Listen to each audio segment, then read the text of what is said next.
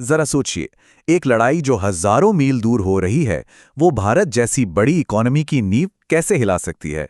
खाड़ी में हाल ही में जो हुआ, उसने बिल्कुल यही कर दिखाया। तो आज हम इसी की तह तक जाएंगे कि ये हुआ तो हुआ कैसे। तो सवाल यही उठता है ना, कि इतनी दूर का एक कॉन्फ्लिक्ट एक पूरे देश की अर्थव्यवस्था में इतनी बड़ी उथल-पुथल कैसे मचा सकता है। देखिए, 2026 की शुरुआत में जो कुछ भी हुआ ना, वो इस बात का एक जीता जागता सबूत है कि हमारी दुनिया असल में कितनी ज्यादा कनेक्टेड है। पूरा मामला समझने के लिए सबसे पहले उस चिंगारी को देखना होगा जहां से ये पूरी आग भड़की। मतलब ये जो लड़ाई थी, ये इतनी तेजी से फैली कि सिर्फ 6 हफ्तों के अंदर एक बहुत बड़ा संकट बन गई। तो हुआ ये कि 28 फरवरी को अमेरिका और इजराइल ने ईरान पर हवाई हमले शुरू कर दिए। फिर क्या था, ईरान ने भी पलटवार किया और 2 मार्च को खाड़ी देशों पर हमला बोल दिया। मामला इतना गर्मा गया कि 12 मार्च तक तो यूनाइटेड नेशंस सिक्योरिटी काउंसिल को बीच में आना पड़ा और इन हमलों की निंदा करनी पड़ी। और फिर जाके कहीं 8 अप्रैल को एक टेम्परेरी सीज फायर, मतलब एक अस्थायी युद्ध विराम हुआ। देखा सब कुछ कितनी तेजी से हुआ। अब हुआ क्या, इस फौजी लड़ाई ने सीधे सीधे ग्लोबल ट्रेड की एक ऐसी लाइफलाइन पर हमला कर दिया जो दुनिया की इकोनॉमी के लिए आप समझ लीजिए सांस लेने जितनी जरूरी है। ये लाइफलाइन है होर्मुज जल डमरू मध्य। ये एक बहुत ही तंग समुद्री रास्ता है, लेकिन यहां से दुनिया का लगभग 20% तेल का व्यापार होता है। सोचिए, इसीलिए इसे एक चोक पॉइंट कहते हैं। मतलब एक ऐसी जगह जहां अगर जरा सी भी गड़बड़ हो जाए तो पूरी दुनिया में हाहाकार मच सकता है। और नतीजा ये हुआ कि रातों रात इस रास्ते से जहाज़ों का आना जाना 97%, जी हाँ 97% तक गिर गया।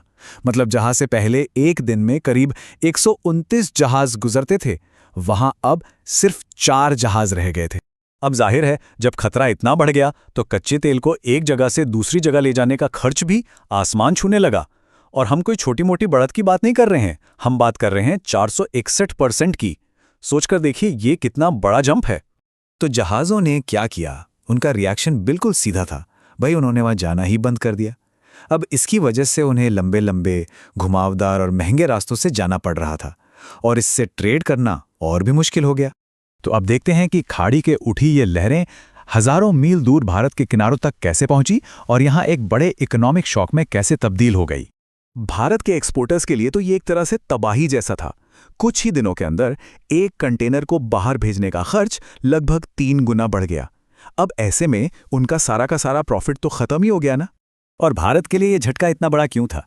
क्योंकि हम अपने लगभग 50% तेल और गैस के लिए इसी रास्ते पर डिपेंड करते हैं। और एलपीजी की बात करें तो ये आंकड़ा तो और भी हैरान करने वाला है, पूरा 85%। ये पूरा झटका सीधा कंपनियों के अकाउंट्स में दिखने लगा। ऑयल एंड गैस, ऑटो, इन जैसे सेक्टर्स में प्रॉफिट में भारी गिरावट का अंदाजा लगाया गया। लेकिन दूसरी तरफ फाइनेंस और मेटल्स जैसे कुछ सेक्टर्स ने बड़ी मजबूती दिखाई, शायद इसलिए क्योंकि देश के अंदर की डिमांड ने उन्हें बचा लिया।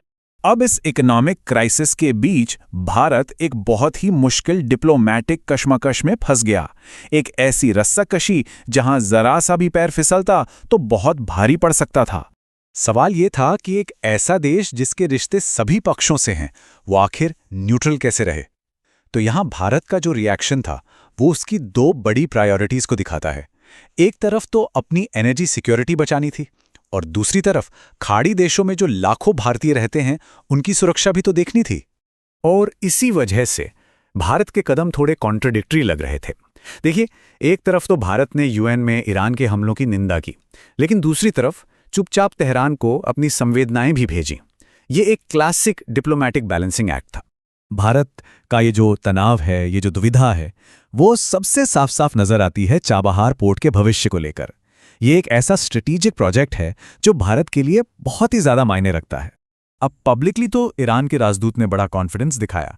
उन्होंने कहा कि चाबहार पोर्ट के रास्ते में जो ये रुकावटें आई हैं, ये तो बस छोटे मोटे स्पीड बम्प्स हैं। लेकिन असलियत तो यह है कि इस लड़ाई ने इस बेहद जरूरी पोर्ट को और उसमें लगे भारत के अरबों डॉलर के इन्वेस्टमेंट को एक गहरे अंधेरे, एक गहरी अनिश्चितता में धकेल दिया है। अब ये समझना भी जरूरी है कि आखिर चाबहार भारत के लिए इतना इंपॉर्टेंट क्यों है। देखिए, भारत ने सालों से इसमें पैसा लगाया है ताकि वो पाकिस्तान को बाईपास करके सीधा अफगानिस्तान और सेंट्रल एशिया पहुंच सके, ताकि उस पूरे रीजन में अपनी एक स्ट्रेटेजिक पकड़ बना सके और यूरोप तक के लिए नए ट्रेड रूट्स खोल सके। तो 2026 के इस ईरान युद्ध के विश्लेषण से हमें क्या सीखने को मिलता है? सबक ये है, और ये एक कड़वी सच्चाई है, कि आज की दुनिया में जहां हमारा सारा व्यापार ऐसे ही चोक पॉइंट से होकर गुजरता है, वहां कोई भी सप्लाई चेन पूरी तरह से सेफ नहीं है। दुनिया के किसी एक कोने में थोड़ी सी भी गड़बड़ हर किसी की इकोनॉमिक स्टेबिलिटी के लिए एक बड़ा खतरा बन सकती है।